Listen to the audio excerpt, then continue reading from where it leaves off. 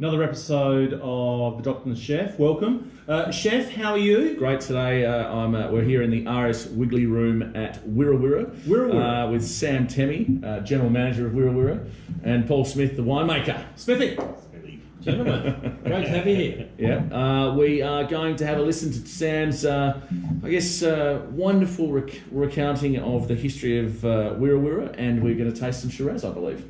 Beautiful. Thanks for coming down, lads. Nice to be here. So, RS Wiggly Room, as you mentioned, is named after the original founder of Wirra Wirra. Got a picture of him up there, second from the left.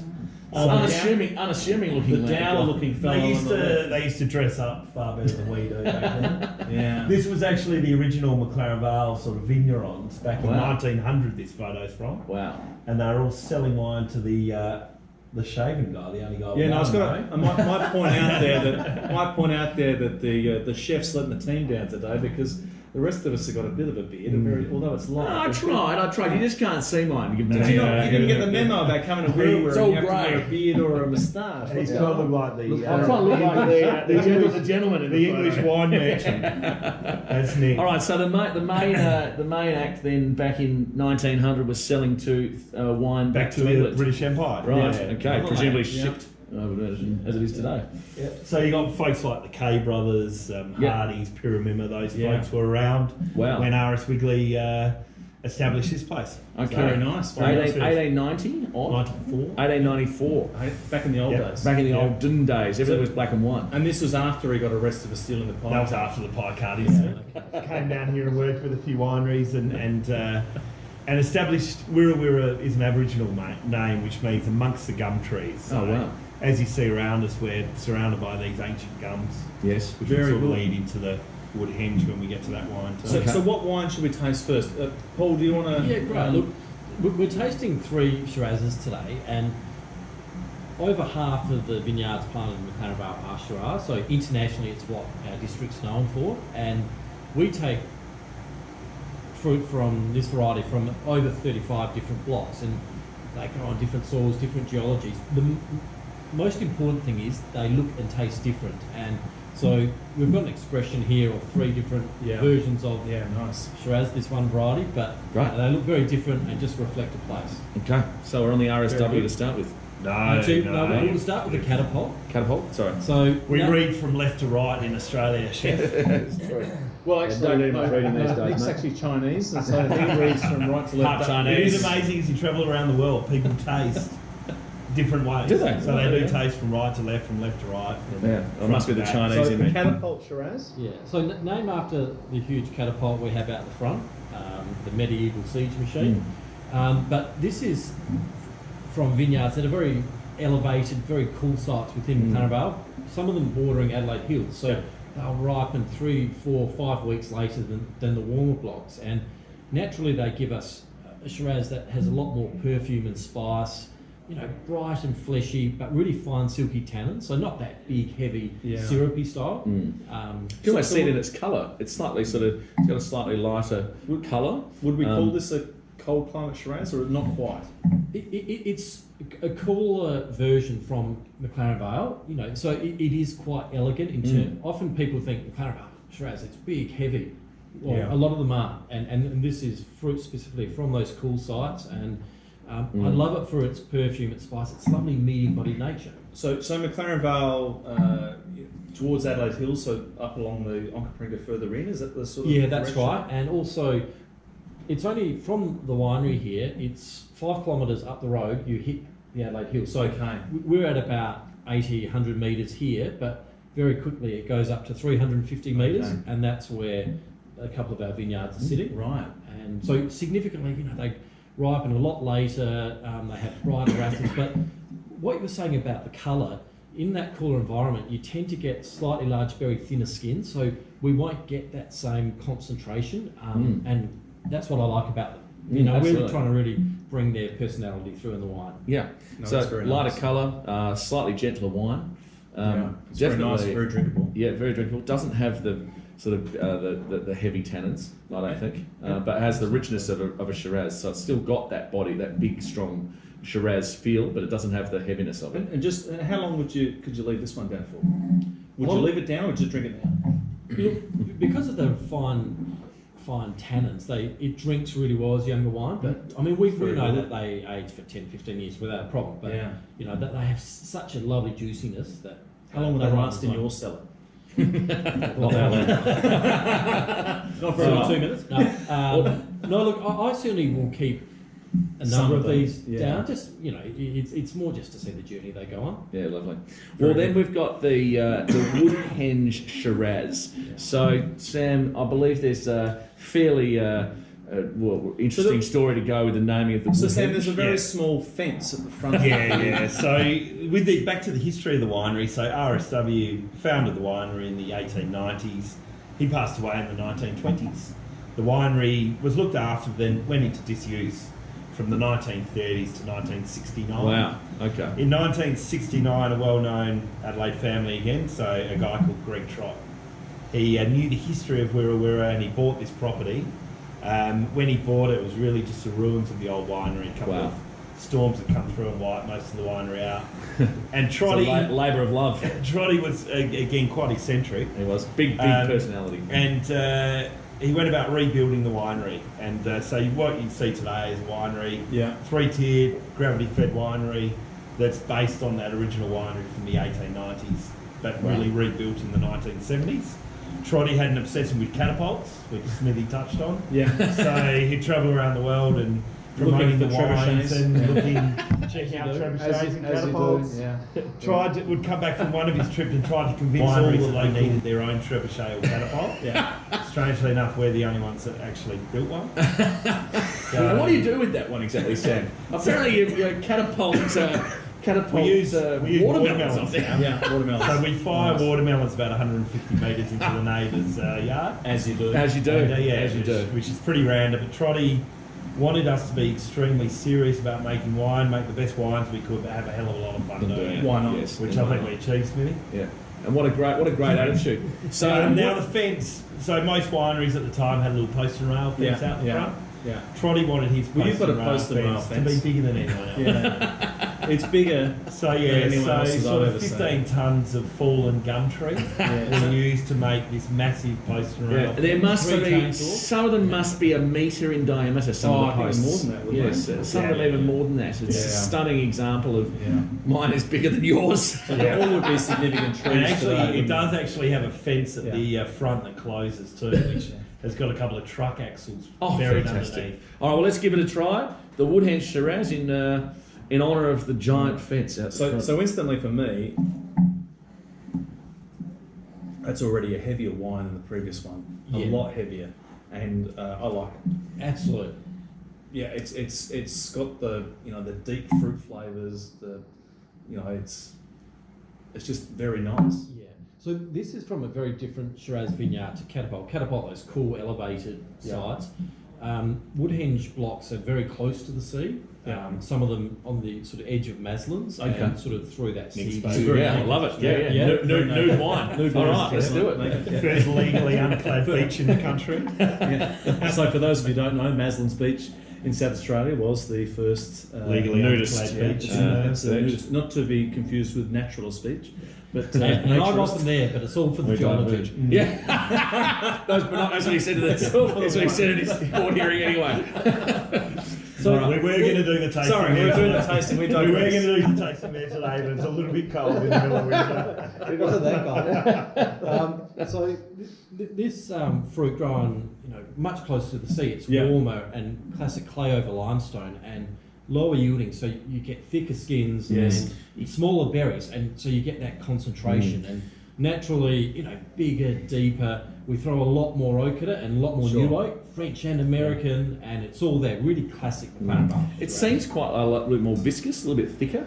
I mean, as an observation, and definitely a much richer colour. The flavour is just amazing. It's very smooth and velvety. So, and again, you really iron out the tannins in your wine, don't you? So they're really kind of gone. All that. So we just ran out of batteries. Well, we did. On the not an uncommon outcome. No, because we're not. Normally we don't talk about stuff. No. So we most importantly, we didn't run out of wine. We didn't run out of wine. That's very, very important. But we were just finishing up on the Woodhenge, and is very nice wine, and we talked about the the stuff out there, the gates and the fences and all that sort of stuff. And when you come to Wirra Wirra, you should pay attention to the ginormous significant Well, it's trees. impossible not to pay attention to them.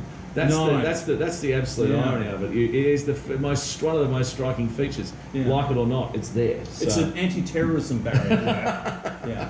We can just barricade ourselves in and we're right. Anyway. Trotty wanted to use the name Stonehenge, but that had been taken a few years earlier. All right, so moving right along. The last wine. What's the last wine? So 2015 RSW, Yeah. so initials of Robert Strangways Wigney, started Yes. Wirra in 1894. Sam often says really sexy winemaker, but Yeah. that's, It's all in the ear of the hero. Yeah. He's really saying something totally different. But anyway. so this is our flagship Shiraz. It's from our best vineyards, and we go to about 5 different blocks, different parts of the district, different soils, geologies. I think the common link between them, they're really tough sites, so they don't produce much fruit, but there's this lovely concentration to them. And the winemaking, it's really simple. It's hand-picked, crushed into the open fermenters, hand plunging, Beautiful. basket pressed, and really tight grain French oak for about 18 months. Yeah. But really importantly, it's about old vine McLaren Vale Shiraz. Okay. That's- Yeah. So when you say old vine, how old are the vines? Yeah, so we're looking at vineyards close to 15 up to 85 years old. Wow. Okay, it's much more savoury, this wine.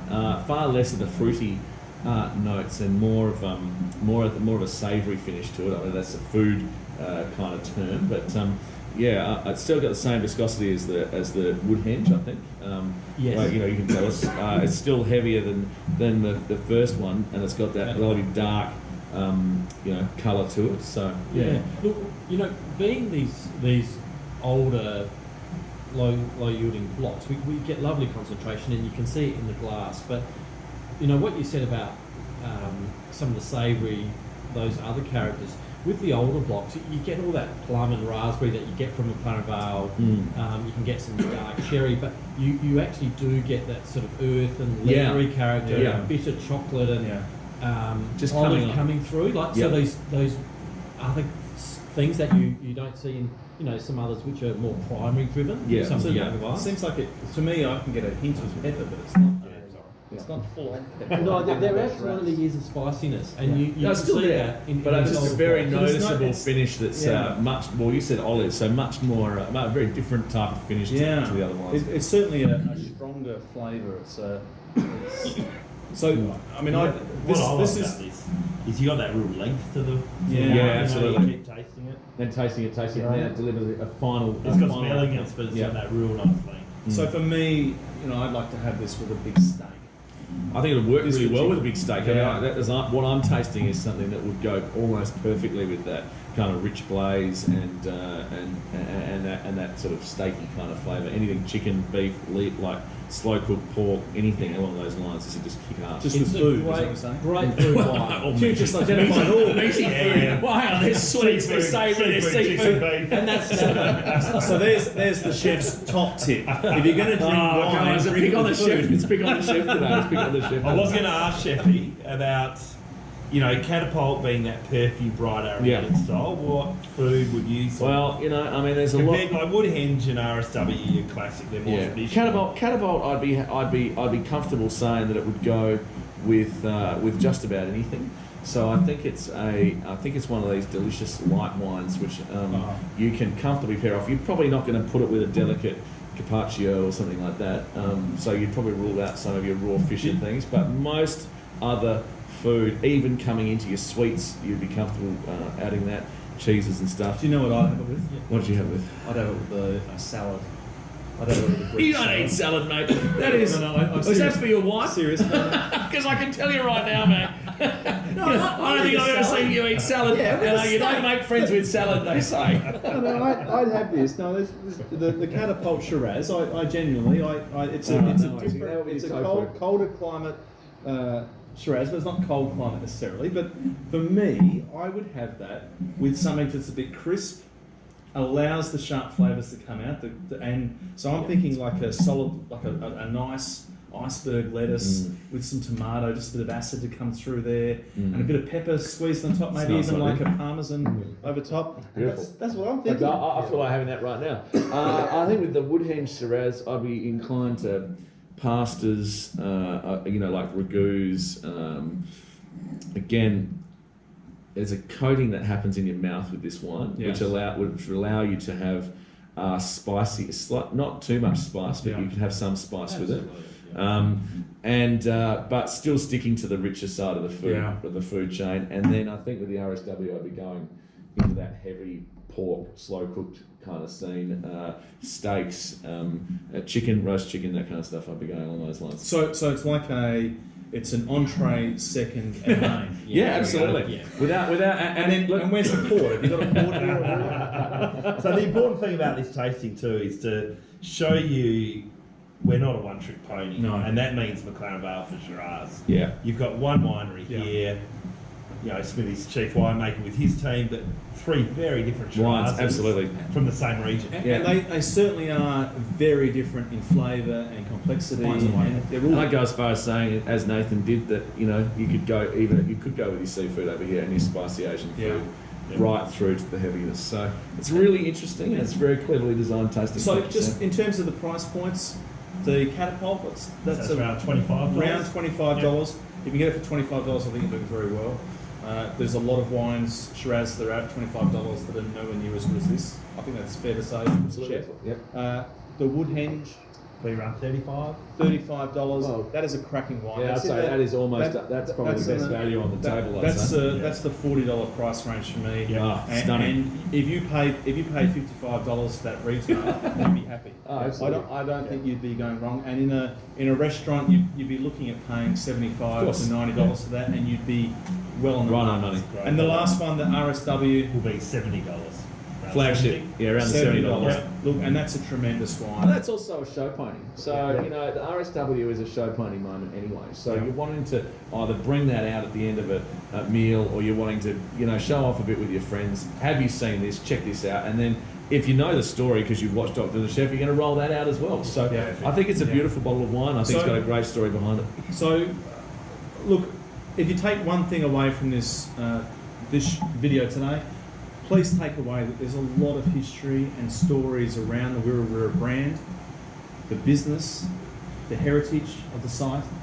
Every one of these wines has a story to tell, and drink them as if you love them, because they are tremendous, and tell the stories. Tell them as if they're your own stories. And maybe let them know that you might have watched our video. So once again, thank you very much, Sam. Sam, thank you very much. Thank you. Smithy, thank you very much. Thanks very much, buddy. I appreciate the time. Great to be here. And thank you again for watching another episode of the Doctor and the Chef. And like and subscribe. Like and subscribe. Cheers. Cheers, boys. Well done. Thank you. We kicked Good ass. to meet.